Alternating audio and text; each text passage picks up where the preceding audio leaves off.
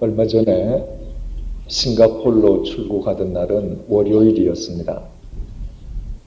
아침 9시 출발 예정인 싱가포르 항공을 타기 위해서 7시경에 영종도에 도착했습니다. 싱가포르 항공 체크인 카운터를 찾아갔을 때 그곳 광경이 저에게는 매우 생소했습니다. 대부분의 경우에 항공사의 주 승객들은 주로 30대 이상입니다. 그런데 그날 싱가포르 항공의 체크인 카운터 앞에 줄지어 있는 사람들은 거의 모두가 젊은 청년 커플들이었습니다. 아무리 둘러보아도 제 나이 또래의 사람은 단 한 명도 없었습니다. 그 젊은 커플 행렬에 끼어서 제 수속 차례가 오기까지 외톨이로 기다리는 제 표정이 아마 다소 어색했던가 봅니다. 마침 근처에 있던 싱가포르 항공 직원이 저에게 다가와서 말을 걸었습니다. 좀 어색하시죠? 월요일 아침에 저희 비행기 승객은 거의 신혼여행 커플들입니다. 그래서 월요일 우리 일반 승객들은 주로 저녁 비행기를 이용하죠. 말하자면 저는 그 전날인 주일 오후에 결혼식을 끝내고 날이 밝기가 무섭게 신혼여행을 가려고 공항을 찾아 나온 신혼여행 커플들 사이에 둘러싸여 있는 셈이었습니다. 탑승 수속을 다 마치고 비행기를 탔습니다. 저를 제외하고는 모든 좌석마다 젊은 커플들이 쌍쌍이 자리를 차지하고 앉았습니다. 어느 커플치고 다정해 보이지 않거나 행복해 보이지 않는 커플이 없었습니다. 그것은 참으로 보기에도 아름다운 모습들이었고 마치 신혼여행객들을 위한 전세기 같은 그 비행기 속에 제가 앉아 있다는 것은 특별한 경험임이 분명했습니다. 그렇다고 해서 그들 사이에 앉아 있는 제 마음이 마냥 밝고 편하기만 한 것은 아니었습니다. 이제 새롭게 인생 행로를 시작하는 그 젊은이들의 장도를 진심으로 축복해주고 싶은 마음과 함께 또 한편으로는 앞으로 신혼의 열정이 식은 뒤에 그들 인생에 전개될 그들의 미래에 대한 우려를 지울 수가 없었습니다. 작년 여름에 중국으로 출국할 때의 일입니다. 그날 비행기도 역시 아침 일찍 출발하는지라 이른 아침에 공항에 나갔습니다. 그때는 대한항공을 탔었기 때문에 대한항공 모닝캄 회원 대기 행렬에 서 있었습니다. 잠시 뒤에 제 뒤에 있던 승객이 핸드폰으로 통화를 시작했습니다. 그는 대단히 낮은 목소리로 속삭이듯 이야기했지만 워낙 바로 제 귀 뒤에서 들려오는 소리라 통화 내용이 그냥 다 들렸습니다. 그는 공항에서 만나기로 약속한 누군가와 통화하는 중이었습니다. 공항 청사에 들어와서 대한항공 팻말 보이지? 그리로 쭉 걸어와봐. 됐다. 나는 당신이 보여. 거기서 오른쪽으로 고개를 돌려봐. 나 보여? 그 소리에 저도 자연스럽게 왼쪽으로 고개를 돌렸습니다. 젊은 여성이 이쪽을 향해서 손을 흔들고 있었습니다. 그가 또 말을 계속합니다. 오케이. 당신은 그쪽 카운터에서 체크인해. 비행기 탑승하기 전에 내가 또 전화할게. 비행기가 도착하면 공항 빠져나가서 만나는 거 알지? 그럼 거기서 봐. 목소리는 분명히 중년 이상이었는데 마치 청년처럼 다정스럽게 속삭였습니다. 얼마 지나지 않아서 그가 또 다른 통화를 했습니다. 그러나 이번에는 착 내려 깔린 음성으로 통화 내용도 지극히 간결했습니다. 나야, 애는 학교 갔어? 갔다 올게. 그게 모두였습니다. 조금 전 통화할 때와는 분위기가 달라도 너무 달랐습니다. 이미 눈치챘었겠지만은 그가 처음 통화한 상대는 불륜 관계의 젊은 여성이요. 두 번째 통화자는 아무것도 모른 채 남편이 출장 가는 줄 알고 집을 지키고 있는 그의 조광지처였습니다. 말하자면 그는 아내를 깜쪽같이 속이고 다른 여자와 외국으로 애정 행각에 나선 사람이었습니다. 혹 공항이나 비행기 속에서 아는 사람을 만날까봐 체크인도 따로 하고 비행기에서 좌석도 따로 않고 목적지에 도착해선 공항을 빠져나간 뒤에 만나기로 하는 주도 면밀함을 지닌 인간이었습니다. 저는 그 철면피 같은 인간이 대체 어떤 모습을 하고 있는지 뒤를 돌아보고 싶은 마음을 간신히 억눌렀습니다. 만약 그와 제 눈이 마주치면 제가 한 대 후려칠 것만 같았기 때문입니다. 생각할수록 남편으로부터 철저하게 따돌림을 당하고 속고 사는 그 작자의 아내는 불쌍하기 짝이 없는 여자입니다. 그러나 이것이 어찌 그 부부만의 이야기이겠습니까? 지금 이 시간에도 자신의 조광지처를 속이고 다른 여자에게 돈과 마음과 시간을 송두리째 쏟아붓고 있는 남자들이 얼마나 많겠습니까? 물론 정반대의 경우도 있습니다. 한 중년 남자로부터 몇 차례에 걸쳐 연거푸 상담 전화를 받은 적이 있습니다. 아내가 동창생들과 함께 해외 관광 여행을 다녀왔습니다. 그 이후 몇 달 간격으로 아내는 계속 해외여행을 갔습니다. 그때마다 동창생들과의 여행이라고 했지만 그러나 남편 보기에 아내에게는 석연치 않은 구석이 많았습니다. 다시 해외여행을 떠난 뒤에 남편이 아내와 가까운 동창생들에게 연락을 해보았습니다. 아내와 함께 해외여행을 떠난 동창생은 아무도 없었고 과거에 아내와 함께 출국했었다는 동창생도 없었습니다. 그러고 보니 언젠가 아내와 함께 우연히 아내의 옛 애인을 만난 생각이 났습니다. 남편은 아내가 출국할 때 탑승했던 항공편과 귀국 시에 이용하게 될 항공편의 승객 명단을 확인해 보았습니다.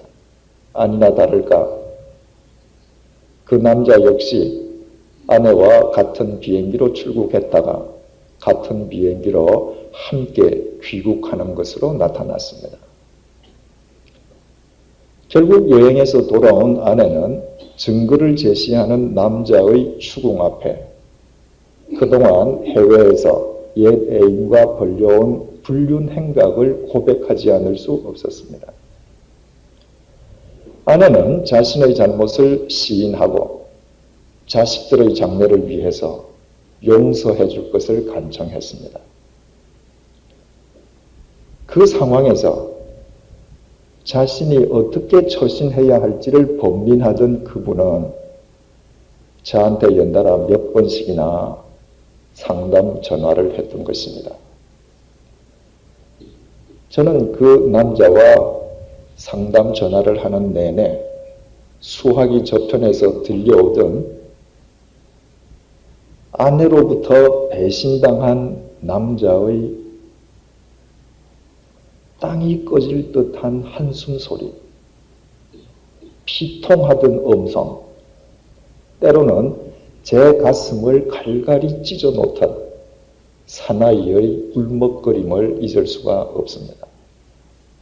문제는 자기 아내의 불륜으로 제게 상담을 청했던 남자가 그분뿐만이 아니라는 것입니다. 무절제하고 무분별하고 무책임한 성개방 풍조가 만연하면서 신문사회면의 가십 기사는 일일이 열거할 필요도 없이 적지 않은 기혼 여성들이 불륜의 늪속으로 빠져들고 있는 것이 우리의 현실입니다. 이런 이야기가 회자되었던 적이 있습니다. 성인 남자와 여자가 식당에 가서 밥을 먹을 때에 그 두 사람이 부부인지 아니면 불륜인지 간단하게 확인하는 방법이 있다죠. 나머지와 여자가 각각 메뉴를 들고 각각 자기 먹을 음식을 주문하면 그 두 사람은 부부랍니다. 만약에 남자가 메뉴판을 들고 여자가 먹을 음식까지 자기가 대신 주문하면 그 두 사람 관계는 불륜 관계랍니다. 밥을 먹는 동안 내내 서로 즐겁게 이야기하면서 밥을 먹으면 불륜이요. 묵묵히 음식만 먹으면 부부랍니다. 식사가 끝난 뒤에 여자가 돈을 내면 부부요. 남자가 돈을 내면 불륜이랍니다. 식당에서 빠져나온 뒤에 말없이 차를 타고 집으로 가면 부부고 서로 깔깔거리고 웃으면서 드라이브를 즐기면 불륜이랍니다. 누가 지어낸 이야기인지는 알 수 없지만 참으로 많은 것을 생각하게 해줍니다. 우리나라의 부부만 이런 것이 아닌 것 같습니다. 인도의 간디와 관련된 이런 일화도 있습니다. 간디가 전 인도인에게 널리 알려지기 전이었습니다. 하루는 간디가 기차를 타고 여행을 했습니다.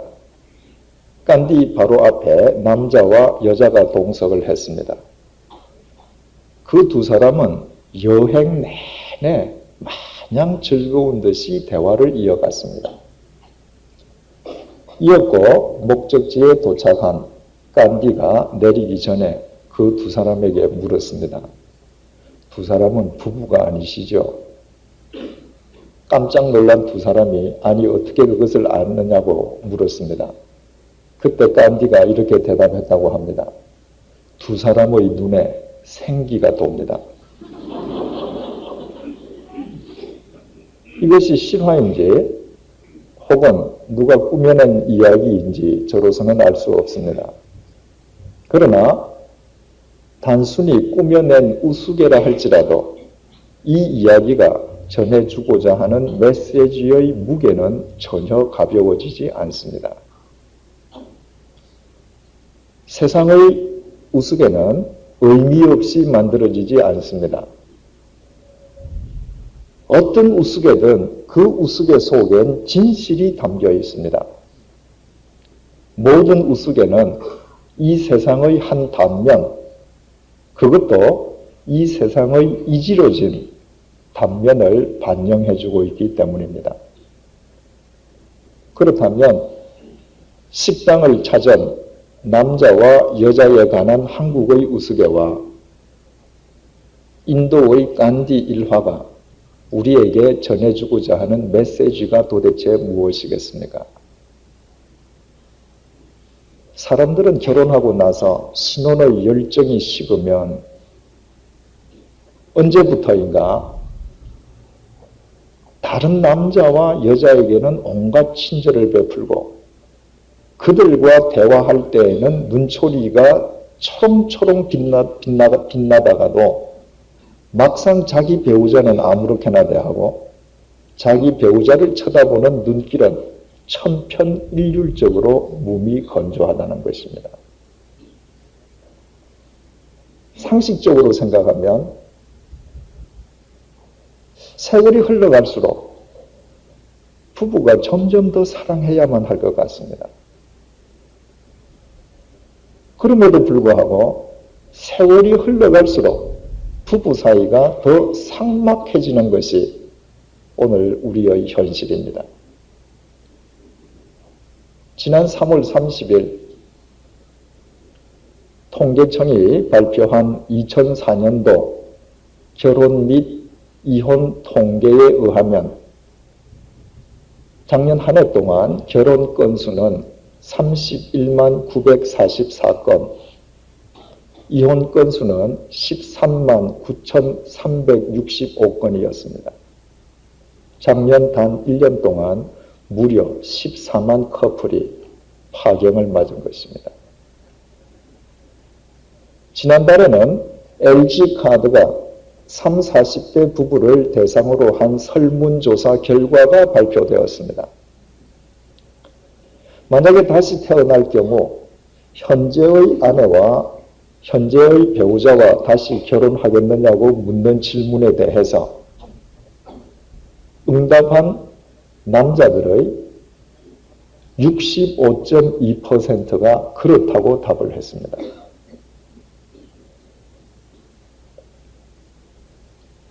남자 중에서 34.8%, 세 사람 중에 한 명은 다시 태어날 경우 현재의 자기 배우자와 결혼할 것을 거부한 것입니다. 반면에 다시 태어날 경우에 현재의 남편과 결혼하겠느냐는 질문에 대해서 그렇다고 대답한 여자는 불과 33.3%에 지나지 않았습니다.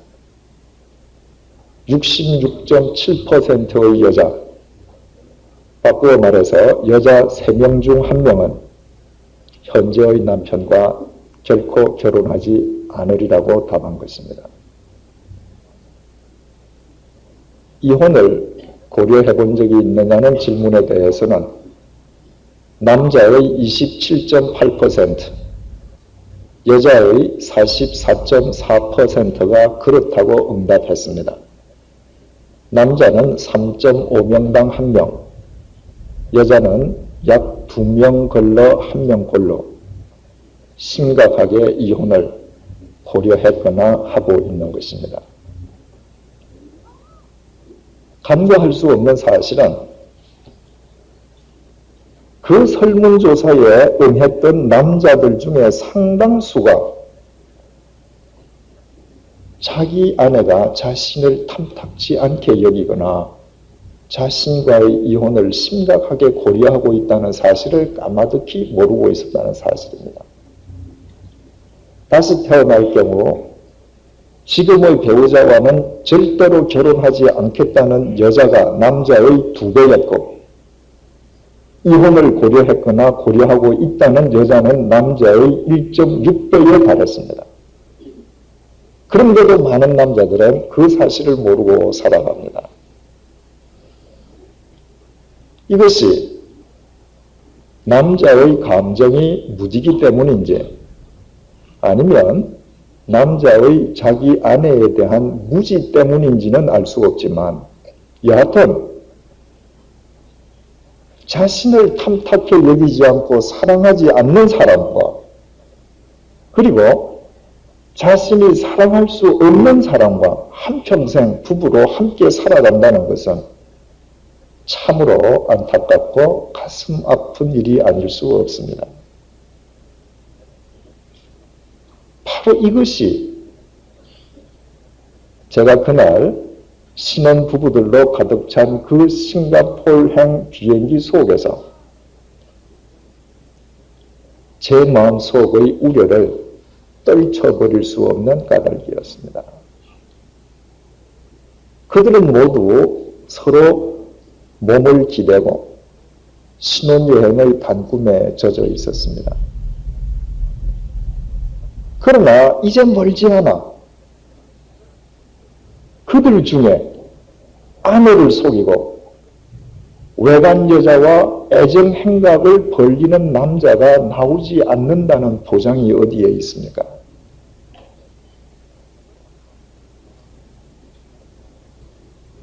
동창생과 해외여행 관광을 간다면서 불륜 행각을 저지르는 여자가 나오지 않는다고 어떻게 단언할 수 있겠습니까? 그 정도까지는 가지 않는다 할지라도 언젠가는 다른 사람은 초롱초롱한 눈빛으로 바라보면서도 두 사람은 말없이 밥만 먹는 삭막한 사이로 전락하지 않겠습니까?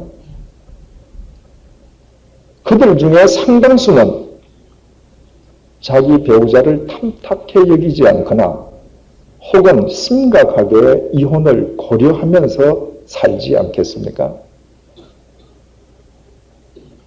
이런 상견들로 인해서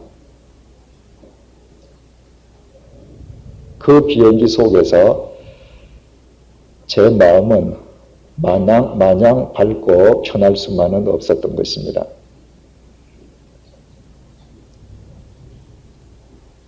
천주교 여형구 신부님은 결혼을 인생의 두 번째 출생에 비유하면서 첫 번째 출생보다 두 번째 출생이 훨씬 더 중요한 이유를 세 가지로 밝히고 있습니다. 먼저 첫 번째 출생은 인간이 선택할 수 없지만 두 번째 출생은 인간의 선택사항이라는 것입니다. 이 세상에 태어나는 인간치고 누구도 자기 부모를 스스로 선택할 수는 없습니다.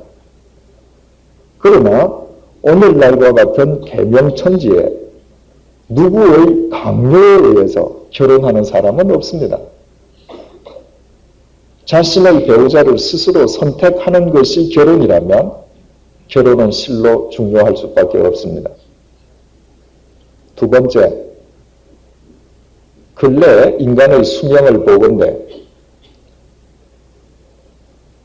두 번째 출생인 결혼 이후에 그 이전의 기간보다 훨씬 더 오래 살기 때문이라는 것입니다.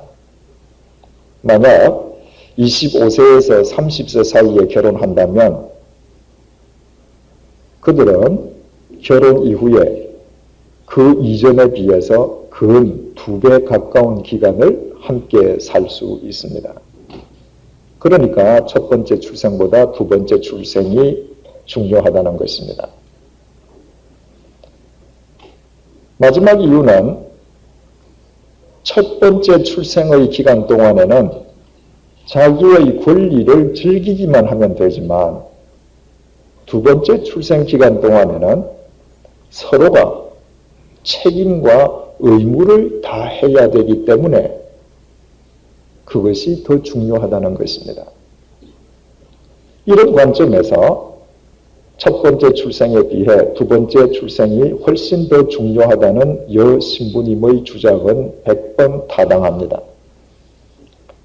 간과해서 안 될 사실은 중요한 것은 중요하고 귀하게 다룰 때에만 계속 중요할 수 있다는 사실입니다.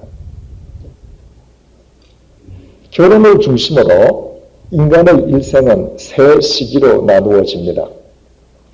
혼자 한 인생을 사는 시기, 둘이서 한 인생을 사는 시기, 그리고 마지막으로 홀로 두 인생을 사는 시기입니다. 홀로 한 인생을 사는 시기는 결혼 이전의 기간으로 그때는 자기 자신을 위해서 사는 기간입니다. 둘이서 한 인생을 사는 기간은 결혼 이후의 기간입니다. 지난 2월 시간은 공간이다에서 말씀드린 바와 같이 결혼이란 한 남자와 한 여자, 즉 두 이성이 만나서 두 인생이 아닌 서로 한 인생을 추구하는 것입니다. 마지막으로 홀로 두 인생을 사는 시기는 배우자 중 한 사람이 먼저 세상을 떠난 이후의 기간입니다. 극히 이례적인 경우가 아니라면 부부 중 한 사람이 먼저 세상을 떠나게 되어 있습니다. 많은 사람들은 결혼을 남자와 여자가 부부로 함께 사는 것으로만 이해합니다. 그러나 실은 결혼은 그 이후까지 연속됩니다. 어느 쪽이든 한 배우자가 세상을 먼저 떠난 뒤에 혼자 남은 자가 먼저 떠난 자의 몫까지 홀로 두 인생을 사는 것으로 인간의 일생은 마무리됩니다.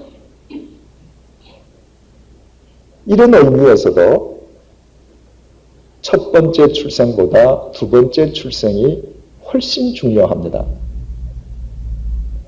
결혼 이전이 단 한 기간을 지나지 않는 데 비해서 결혼은 두 기간에 걸쳐 펼쳐질 뿐만 아니라 실은 그 이후까지 이어지게 됩니다. 특별한 경우를 제외하고는 이 세상의 모든 인간은 부모의 도움 속에서 세상에 출생하게 됩니다. 그리고 세상을 떠날 때는 배우자의 도움으로 세상을 하직하게 됩니다. 홀로 남았던 자가 세상을 떠나게 될 때 그는 자식의 도움으로 세상을 떠납니다. 그러나 배우자 없이 자식이 있을 수 없다면 그 역시도 배우자의 도움 속에서 세상과 작별하는 셈이 됩니다. 한 사람이 먼저 세상을 떠난 뒤에 그 인생은 이 땅에 홀로 남아 혼자 두 인생을 사는 배우자의 삶 속에 농축되고 그마저 세상을 떠난 뒤에 두 사람의 삶은 자식들의 삶 속에 개성됩니다. 남편도 아내도 세상을 떠나기는 매 한 가지지만 그러나 그 두 사람의 얼과 뜻은 사라지지 않고 자식의 삶 속에 계속 이어지게 되는 것입니다. 이것은 결혼만이 우리에게 줄 수 있는 위대한 선물입니다. 만약 이것이 사실이라면 부부는 정말 서로 사랑해야 되지 않겠습니까? 신혼의 열기 속에서만 상대를 소중히 여기는 것이 아니라 세월이 흘러갈수록 더더욱 깊이 사랑해야 되지 않겠습니까? 둘이서 한 마음으로 보석처럼 아름다운 한 인생을 추구하다가 누군가가 먼저 이 세상을 떠날 때 떠나는 자나 떠나보내는 자나 일말의 후회함도 없도록 살아있는 지금 서로를 아낌없이 사랑해야 되지 않겠습니까? 누군가 먼저 세상을 떠난 뒤에 홀로 남게 된 자가 떠난 자의 삶까지 홀로 두 인생을 기꺼이 살 수 있도록 살아있는 지금 서로 상대를 자기 몸처럼 소중히 다루고 사랑해야 되지 않겠습니까? 자신들이 세상을 떠난 뒤엔 자신들의 얼과 뜻이 자식들에게 계승되고 그 토대 위에서 자식들의 삶이 바르게 구축될 수 있도록 부모인 자기 자신들이 먼저 바르고 참된 삶을 살아가야 되지 않겠습니까? 그럼에도 불구하고 왜 세상의 부부들은 세월이 흘러갈수록 서로 사랑하지 않는 것입니까? 왜 수없이 많은 사람들이 자신의 배우자를 탐탁하게 여기지 않고 남자 3.5명 중 1명으로 여자 2명 걸러 1명으로 이혼을 고려했거나 하고 있습니까? 아름답고 행복해야 될 결혼 생활이 이처럼 좌절과 절망의 진원지로 추락하고 있는 까닭이 대체 무엇이겠습니까? 하나님의 말씀인 마가복음 9장 6절에서 10절은 마가복음 10장 6절에서 9절은 인간의 결혼과 관련해서 이런 사실을 전해주고 있습니다. 창조시로부터 저희를 남자와 여자로 만드셨으니 이러므로 사람이 그 부모를 떠나서 그 둘이 한 몸이 될지니라. 이러한즉 이제 둘이 아니요 한 몸이니 그러므로 하나님이 짝지어 주신 것을 사람이 나누지 못할지니라. 성경은 결혼이란 남자와 여자 둘이 한 몸을 이루는 것이요 그것은 하나님께서 짝지어 주신 것임을 명쾌하게 정의해 주고 있습니다.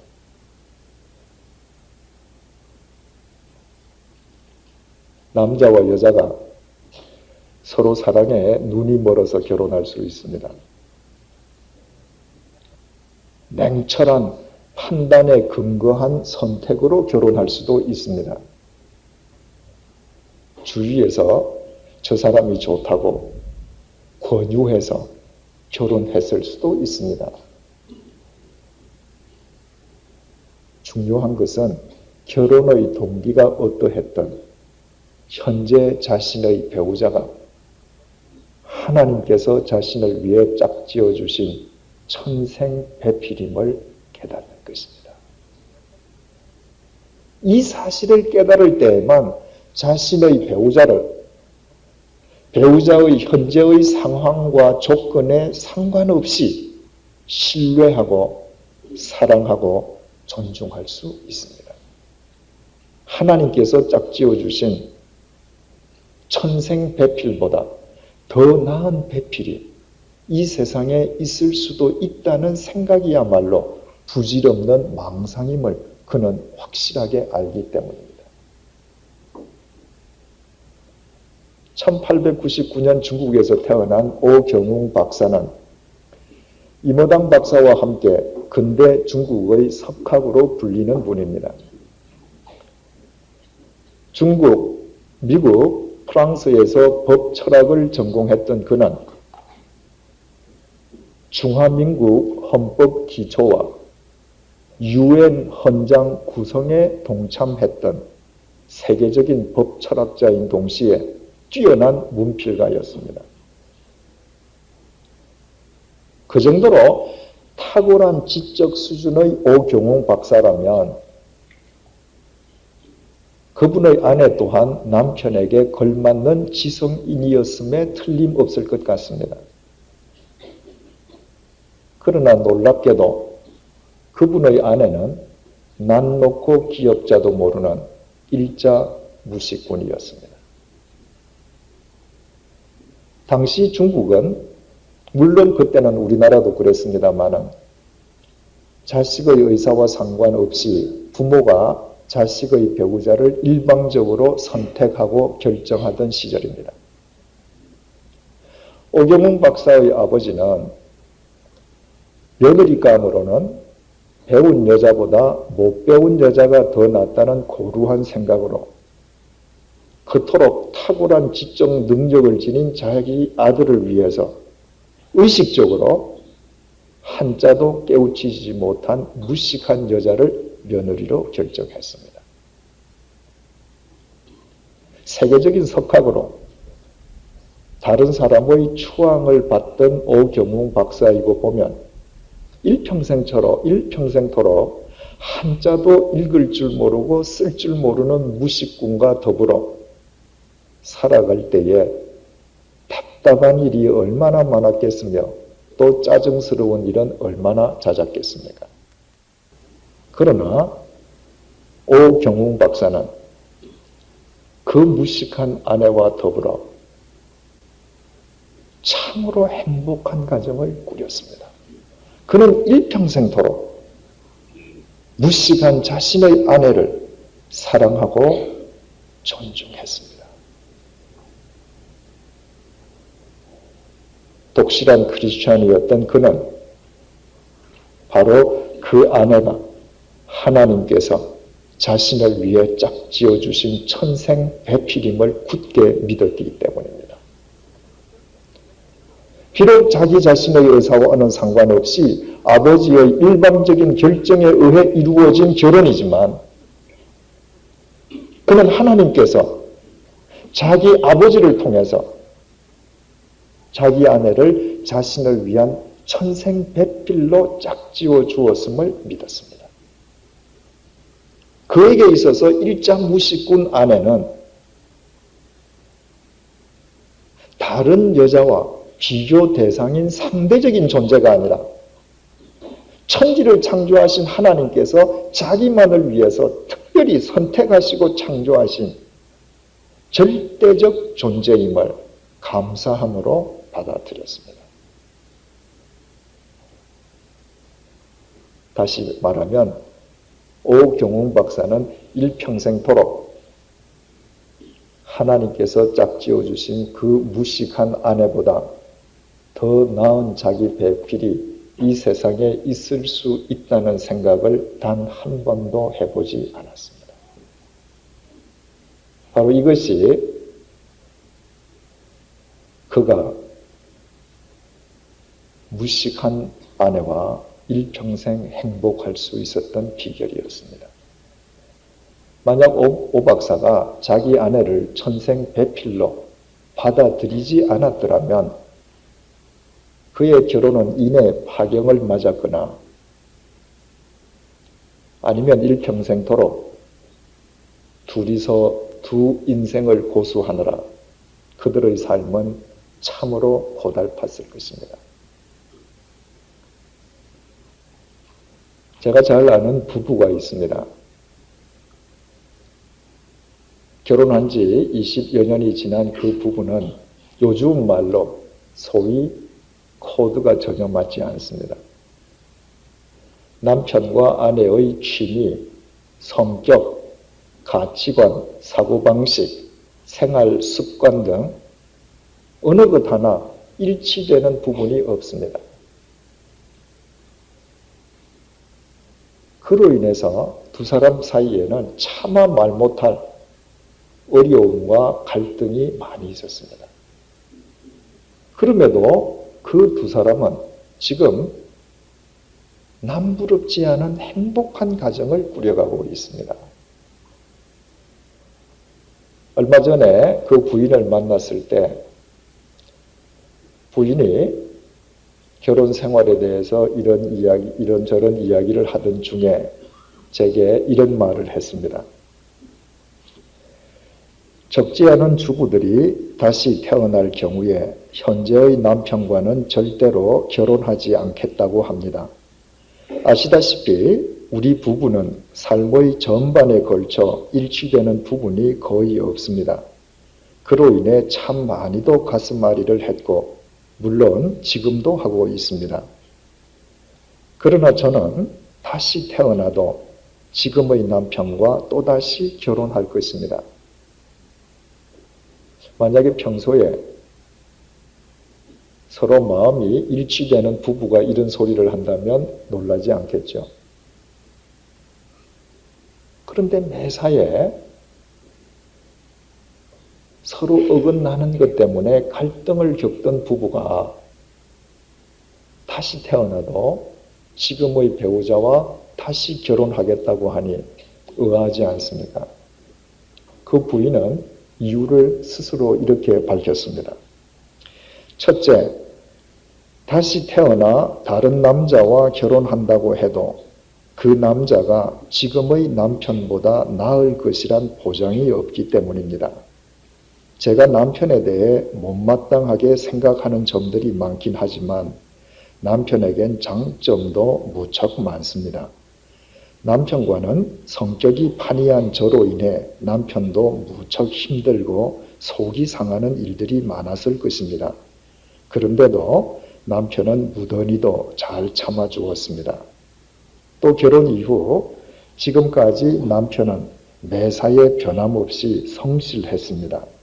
다시 태어나 지금의 남편보다 못한 남자와 일평생 살아간다는 것은 생각만 해도 끔찍해집니다. 두 번째는 사랑하는 제 아이들 때문입니다. 저는 제 남편과의 사이에서 태어난 두 아이들을 정말 사랑합니다. 그 아이들과 바꿀 수 있는 것이라고는 이 세상에 아무것도 없습니다. 만약 제가 다시 태어나 다른 남자와 결혼한다면 그것은 지금의 두 아이를 포기하는 것을 의미합니다. 그것은 저로서는 절대로 받아들일 수 없는 일입니다. 만약 다시 태어난다 해도 지금의 두 아이를 만나기 위해서라도 현재의 남편을 포기할 수는 없습니다. 마지막 이유는 저는 현재의 경제적 수준에 만족하며 살고 있기 때문입니다.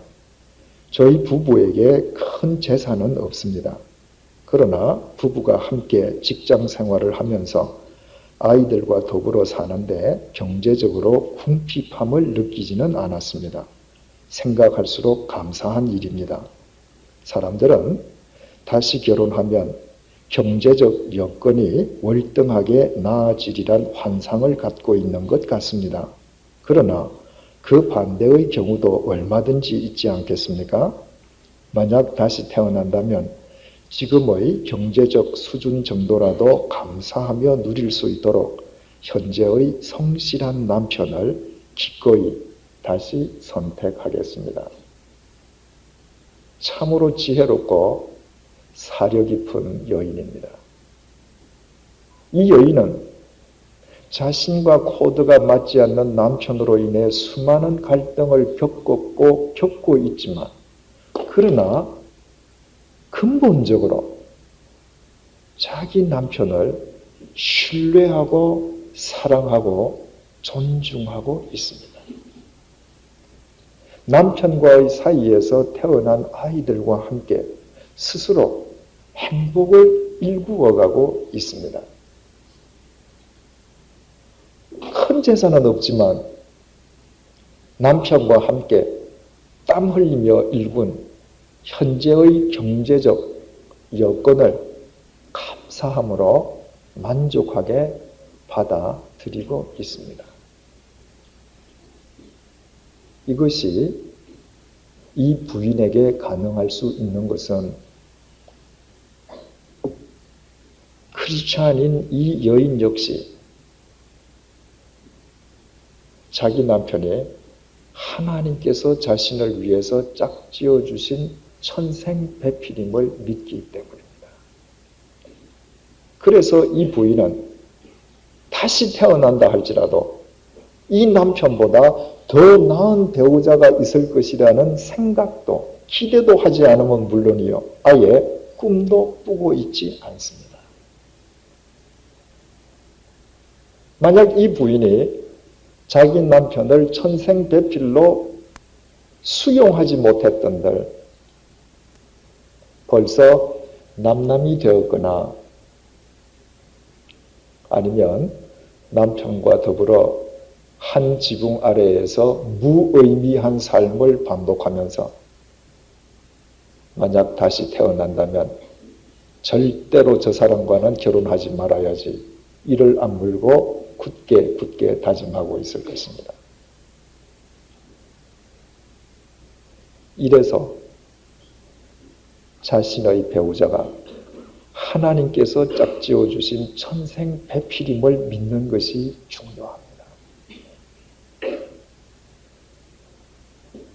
그 사실을 믿는 자는 천지를 창조하신 하나님께서 자신을 위해 짝지어 주신 절대적인 존재인 자기 배우자와 어떻게 조화를 이루며 행복한 삶을 살 것인지에 몰입하지,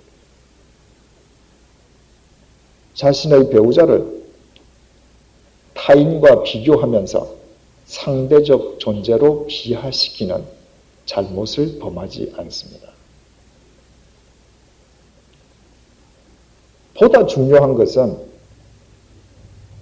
자기 배우자가 하나님께서 짝지어 주신 천생배필을 믿는 자는 그 이전에 먼저 하나님을 믿는 자라는 점입니다.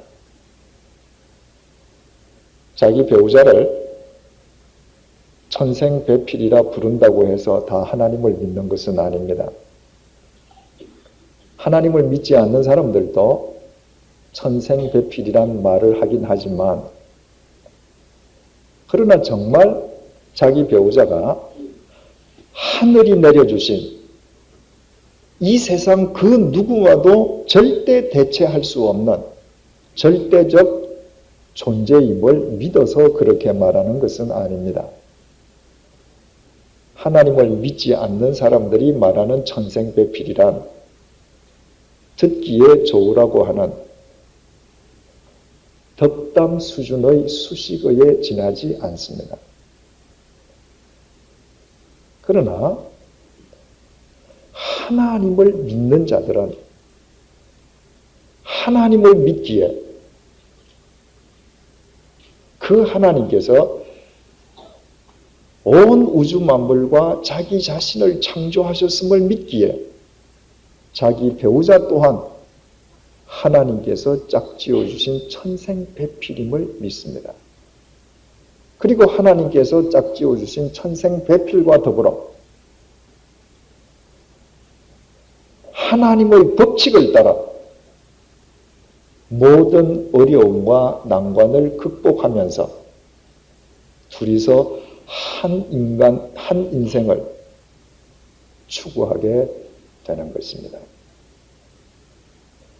모든 사람 관계가 다 그렇지만 특히 부부 관계에서 하나님의 법칙은 지극히 간단합니다. 서로 자신을 부인하는 것입니다. 한마디로 서로 죽는 것입니다. 남자와 여자 두 사람이 만나서 부부가 되어 두 인생이 아닌 한 몸을 이루고 한 인생을 살기 위해서는 각각 자기 인생을 추구하던 남자와 여자 둘이 서로 죽지 않으면 안 됩니다. 결혼한 뒤에도 자기 편한 대로 살던 총각과 처녀 시절의 심성을 고수하려 하고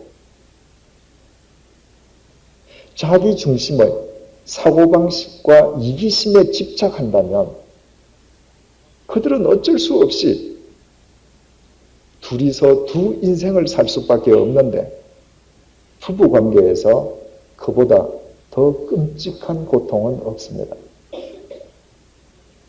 앞서 말씀드린 오경웅 박사가 일자 무식군 아내와 더불어 그리고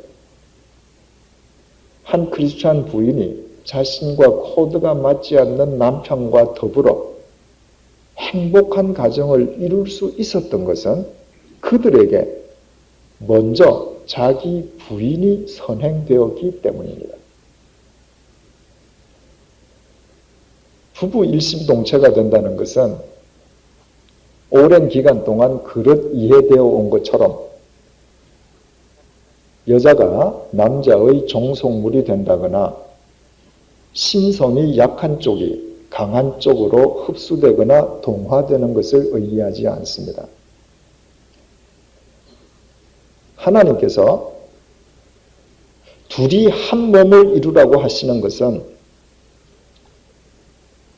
서로 자기 부인을 통해 상대를 온전히 수용함으로 어느 한쪽에도 치우침이 없는 전혀 새로운 존재로 재창조되라는 말씀입니다.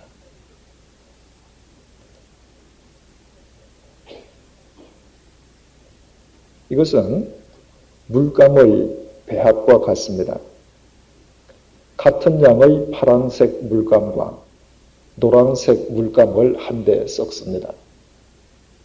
파란색 물감이 자기 색이 더 짙고 강하다고 노란 물감을 자기 색으로 동화시키지 않습니다. 노란 물감이 자기 색이 더 화려하고 밝다고 해서 파란색을 거부하지도 않습니다.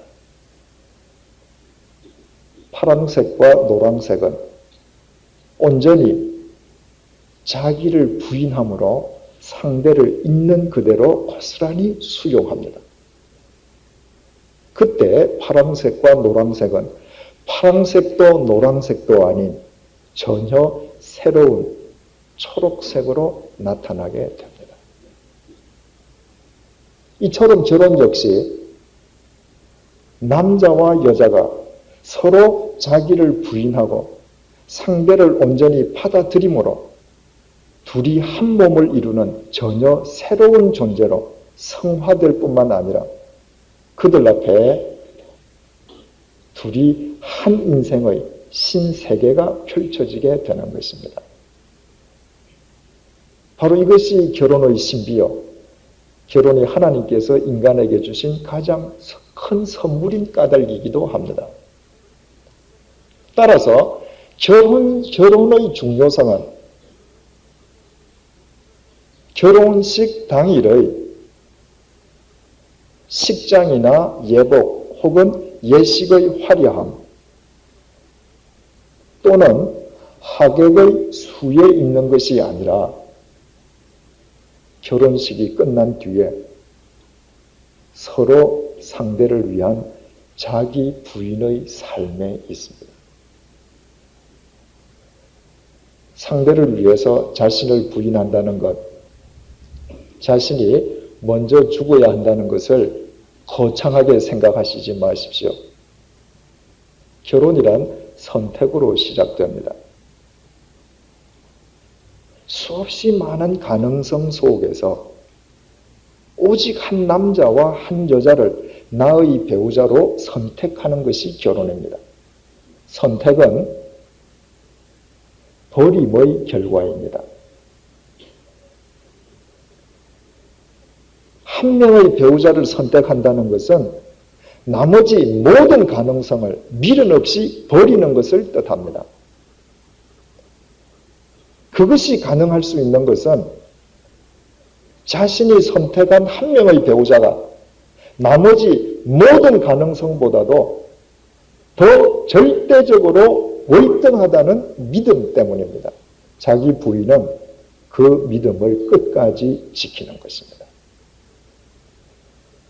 그 믿음을 뒤흔들려는 자기 내부로부터의 혹은 외부로부터의 모든 그릇된 유혹과 생각을 칼로 물을 잘라내듯이 도려내는 것이 자기 부인이요 사랑입니다.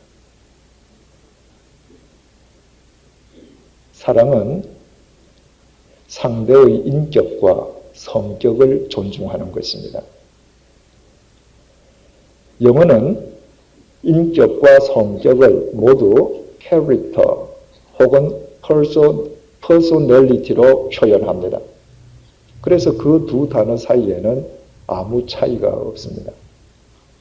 그러나 우리말 인격과 성격은 분명히 그 본질적인 뜻을 달리하고 있습니다. 인격은 문자 그대로 인간의 격, 다시 말해 사람다움으로 이 단어는 남자나 여자나 모두에게 해당되는 단어입니다. 바른 양심을 지키고 선을 베풀며 주어진 자신의 책임과 의무를 다하는 사람다운 사람이 되어야 한다는 데에는 여자와 남자의 구별이 따로 있을 수가 없습니다. 그러나 성격이란 성의 격으로서 거기에는 남자와 여자의 구분이 있습니다. 남자의 성과 여자의 성은 본래 동일하지 않습니다. 여성과 남성으로 나뉘어지는 것입니다. 그래서 성격은 인격과는 달리 여자의 성과 여자의 성의 격과 남자의 성의 격을 반드시 구분해서 생각해야 합니다.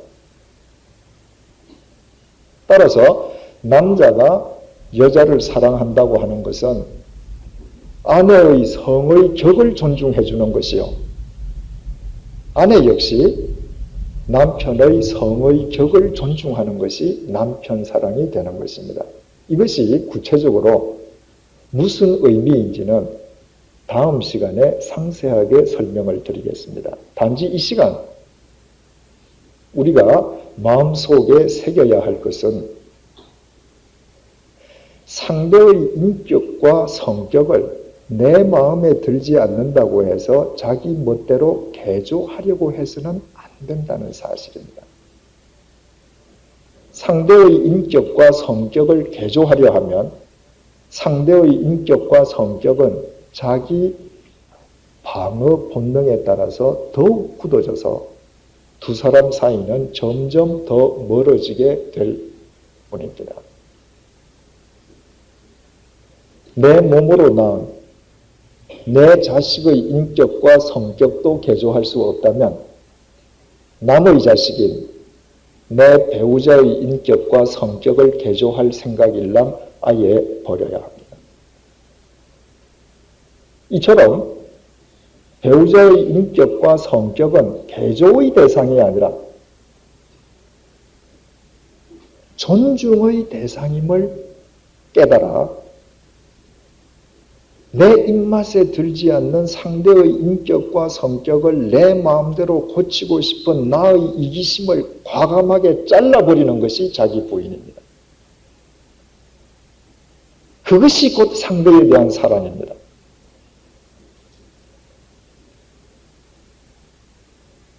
그때 상대의 인격과 성격은 나의 인격과 성격과 융합되면서 둘이 전혀 새로운 한 몸으로 빚어지게 되는 것입니다. 그래서 하나님을 믿는 것이 중요합니다. 하나님을 믿는 자는 자신의 배우자가 하나님께서 짝지어 주신 천생배필임을 믿는 자이기에 그 믿음을 뒤흔들려는 이 세상의 모든 유혹을 언제나 부인할 수 있습니다. 자기 배우자의 현재의 성격과 인격은 하나님의 필요에 의해서 하나님께서 부어주신 것이기에 그것을 자신의 입맛에 맞추어 개조하려는 자기 이기심을 부단히 부인할 수 있습니다. 그래서 그들이 믿는 하나님에 의해 둘이 한 몸을 이루는 새로운 존재로 재창조되게 됩니다. 남편과 아내가 서로 자신의 배우자가 하나님께서 짝지어 주신 천생배필임을 믿어 그를 위해 자기 자신을 부인한다는 것은 그들의 삶 속에 하나님께서 역사하실 공간을 하나님께 내어드리는 것을 의미합니다. 한 부부가 인격과 성격이 한데 융화되는 것도 그리고 그 둘이 한 몸으로 재창조되는 것도 모두 하나님에 의해서만 가능합니다. 지난 시간에 하나님을 믿는 것은 하나님께서 구원자로 이 땅에 보내주신 예수 그리스도를 믿는 것이라고 했습니다. 구원자이신 예수 그리스도를 믿을 때에 우리를 살리시기 위해서 십자가 위에서 당신 자신을 친히 부인하셨던 주님께서 우리가 우리의 배우자를 위해 우리 자신을 부인할 수 있도록 우리를 도와주십니다. 구원자이신 예수 그리스도를 믿을 때에 죽음을 깨뜨리시고 부활하신 주님께서 자기 편한 대로 자기 인생을 살던 남자와 여자가 죽고 둘이 한 몸으로 거듭날 수 있도록 우리를 도와주십니다. 예수 그리스도 안에서는 모든 부부관계가 치유되고 회복되고 새로워지고 재창조됩니다. 결혼은 결코 피해야 할 멍해이거나 부담이 아닙니다. 예수 그리스도 안에서 결혼은 생명과 생명이 한 몸으로 결합되는 신비스러운 연합이요. 생명이 생명을 낳고 생명으로 이어지는 생명의 기적입니다. 예수 그리스도 안에서는 나의 배우자가 하나님께서 나를 위해 짝지어 주신 천생배필이기 때문입니다. 천지를 창조하신 하나님께서 나를 위해 특별히 짝지어 주신 나의 천생배필과 예수 그리스도 안에서 일평생토록 둘이 한 몸을 이루는 신비스러운 기쁨을 누리고 누군가가 먼저 이 세상을 떠나면 남은 자가 떠난 자의 목까지 홀로 두 인생을 살면서 깨끗하게 인생을 매듭짓고 그마저 이 세상을 떠나면 그들의 바른 얼과 정신이 그리고 뜻이 그들 사이에서 태어난 자식들의 삶 속에서 보석처럼 계속 빛나리라는 것은 생각하는 것만으로도 가슴이